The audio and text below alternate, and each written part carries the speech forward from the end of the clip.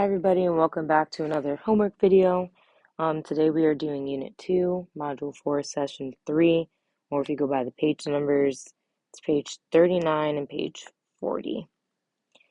So we're working with fractions today, but before we even get to the homework, we are going to review what the least common multiple and greatest common factor is. They're very similar to each other, but they are different, so it's easy to get them mixed up. So we're going to talk about what each one of these, concepts are, when to use it, and then how to use it. So for our least common multiple, that is when we are listing multiples of two numbers to see which ones they have in common. We typically do this with our denominators, so we'll list the common multiples of our denominators when we're dealing with fractions, and then seeing which ones are in common. Now, two denominators can have many multiples in common, but we want to find the least common multiple, so we're not multiplying by a lot. So we use least common multiple in order to find a common denominator and make an equivalent fraction. So for example, let's go over the how. Let's say I have 1/2 plus 1/3. Now we have two different denominators, so we need to find equivalent fractions in order to add them. So how we are going to get the least common multiple is we are going to list our multiples of 2 and 3. Now remember, your multiples are like your skip counting. So our multiples of 2 would be 2, 4, 6, 8, 10, 12. I could keep going. Our multiples of 3 are 3, 6, 9, 9, 12, 15, and so on. So now when I look at my common multiples, I notice that they have 12 in common and they have 6 in common. So they have different multiples that are in common, but the least or smallest multiple that they have in common would be 6. So that is finding our least common multiple. Then we would use those to get our equivalent fractions. So first starting with 1/2, I know my common denominator, it's our common multiple, or least common multiple, would be 6. So then I think about, okay, 2 times what is 6? 2 times 3. Whatever I do at the bottom, I gotta do to the top. So my equivalent fraction to 1/2 is 3/6. Doing the same thing for 1/3. My denominator is going to be 6 because it's my least common multiple. 3 times 2 is 6. Whatever I do to the bottom, gotta do to the top. So 2/6 is my equivalent fraction to 1/3. Now I know some of you are more familiar or more comfortable with the ratio table. What I just did up here is still the same as the ratio table. So putting my 1/3 there, knowing that 6 is my denominator, 3 times 2 is 6. Whatever I do to the bottom, gotta do to the top. And there's 2/6. All right, so let's go ahead and look at the greatest common factor. So the greatest common factor is when you list the factors of two numbers. This is going to be your numerator and your denominator, in our case, and find the largest factor that they both have in common. So we use this to get the simplest form of a fraction, or the smallest equivalent fraction. So if we look at, we just used 2/6. Let's go ahead and use it. 2/6 is our example. We're going to look at the factors of both our numerator and our denominator. So the factors, or the numbers used to get the number 2, would be 1 and 2. That's it. 1 times 2 is 2, and 2 times 1 is 2. Our factors of 6 would be 1, 2, 3, and 6 itself. So then I need to look at the greatest common factor, or the greatest factor that they have in common. In this case, it's only 2. So then I would go ahead and divide. I know when we're working with our least common multiple, we multiply. When we're doing simplest form, we're going to divide by the greatest common factor in order to get that simplest form. We always divide the numerator and the denominator by the same number. So our smallest equivalent fraction to 2/6 is 1/3, because 2 divided by 2 is 1, and 6 divided by 2 is 3. All right, now that we've done that, we can go ahead and look at our homework. So we are working with fractions. It says, which is greater, 2/3 or 4/5? Exactly how much greater?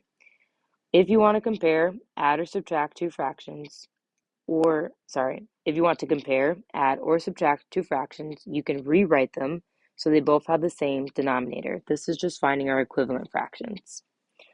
So to find the least common multiple of the denominator of the fractions, and then multiply the numerator and denominator of each fraction by the same number so the denominators are the same.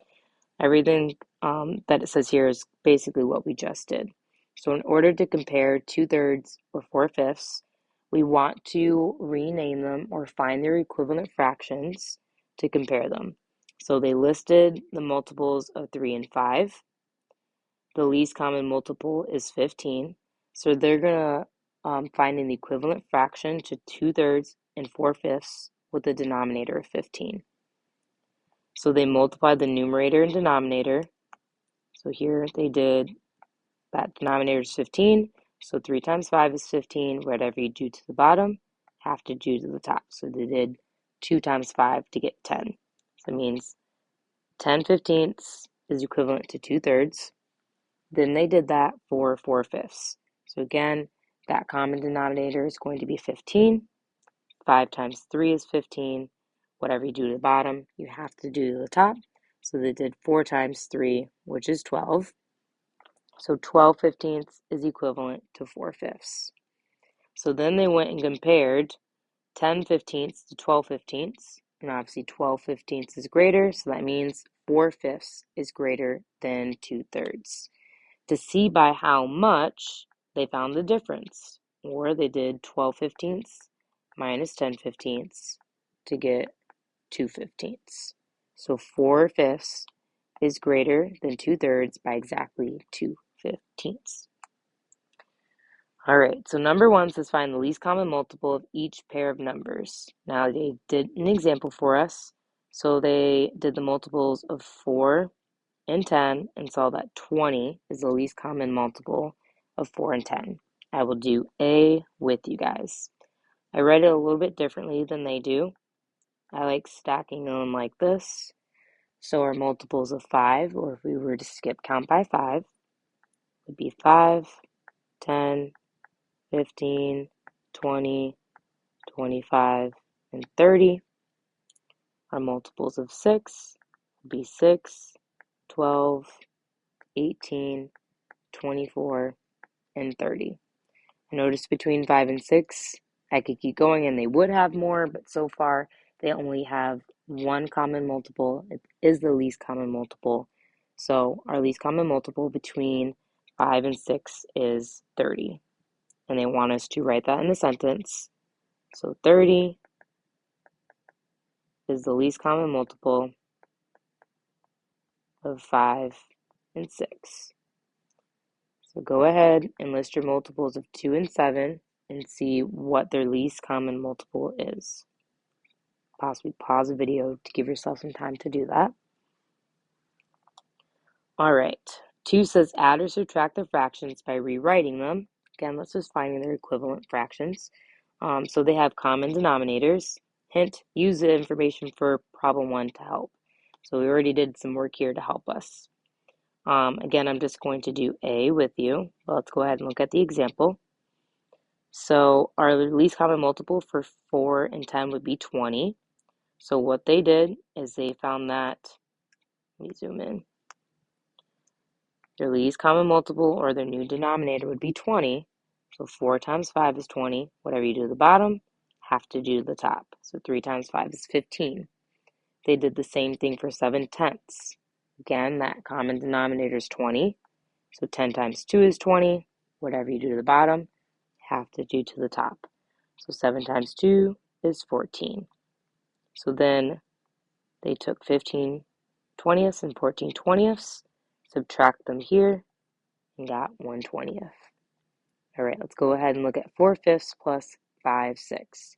So again, we cannot add these together yet because they have unlike denominators. So we have to make sure that they have a common denominator with our equivalent fractions in order to add them. So we already know our common denominator is going to be 30. So we are going to rewrite 4/5 and 5/6 to have a denominator of 30. So I know that 5 times 6 is 30. So whatever I do to the bottom, I have to do to the top. 4 times 6 is 24. So 24/30 is my equivalent fraction to 4/5. Then we have to do the same thing to 5/6. Again, our denominator is 30. So 6 times 5 is 30. Whatever I do to the bottom, I have to do the top. And 5 times 5 is 25. So 25/30 is our equivalent fraction to 5/6. Now that I have my equivalent fractions, I can go ahead and add them. So my equivalent fraction to 4/5, okay, because I'm just rewriting these. My equivalent fraction to 4/5 was 24/30. Equivalent fraction to 5/6 is 25/30. So then I can add them together, keeping that denominator the same. And then 24 plus 25 is 49/30. So that is our improper fraction. Then I can see, well, how many times does 30 go into 49? Goes in one time with 19 left over. So on B, you need to use your least common multiple here to go ahead and rewrite your fractions to their equivalent ones in order to subtract 4/7 minus 1/2. All right, 3 says find the greatest common factor for each pair of numbers and use use extra paper if you need more space. So we are listing all the numbers that we would use to multiply in order to get these numbers. That's the difference between factors and multiples. So all the numbers I would use to multiply 16, every number has a factor of 1.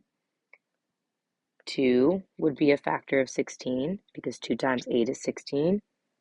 4 is a factor of 16 because 4 times 4 is 16. 8 would be our next factor. And then 16 is our last factor. If we look at 28, all the numbers we would use to multiply to get to 28, we have 1, 2, oops, sorry, not 4.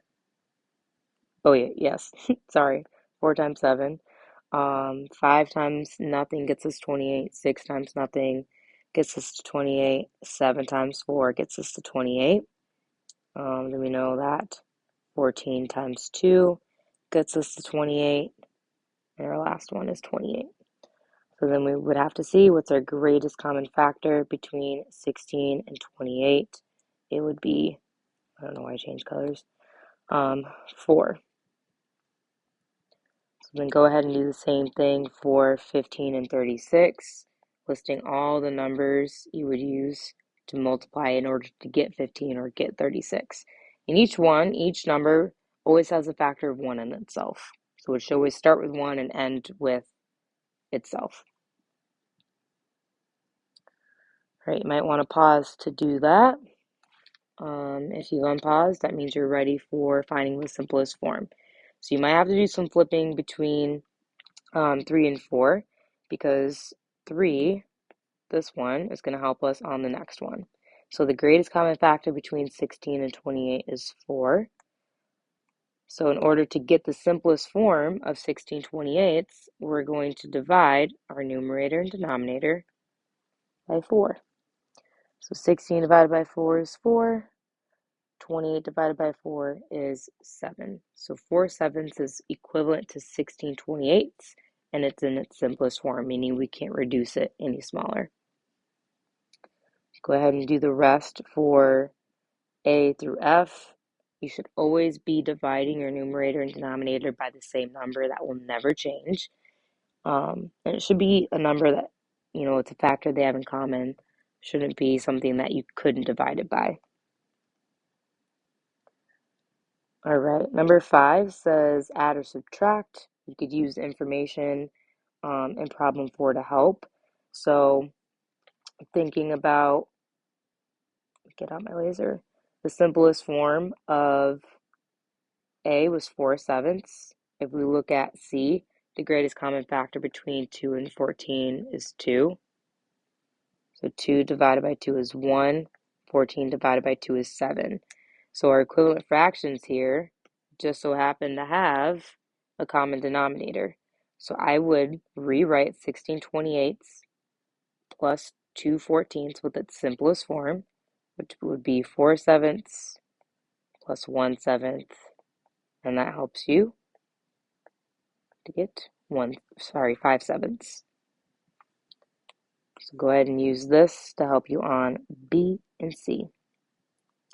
6 says, Alicia says that the greatest common factor of 8 and 12 is 24. Do you agree or disagree? Explain.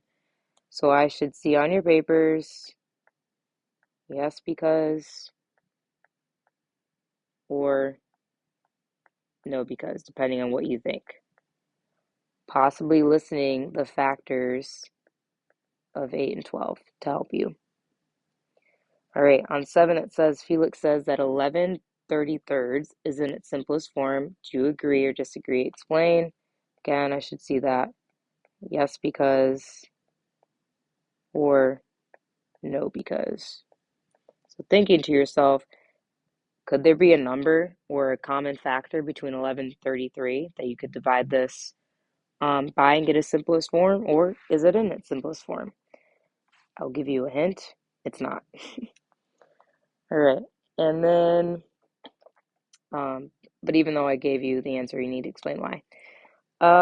8 is a challenge, so go ahead and do it on your own. I hope you found that helpful. At any point, if you get stuck, go ahead and rewatch part of this video.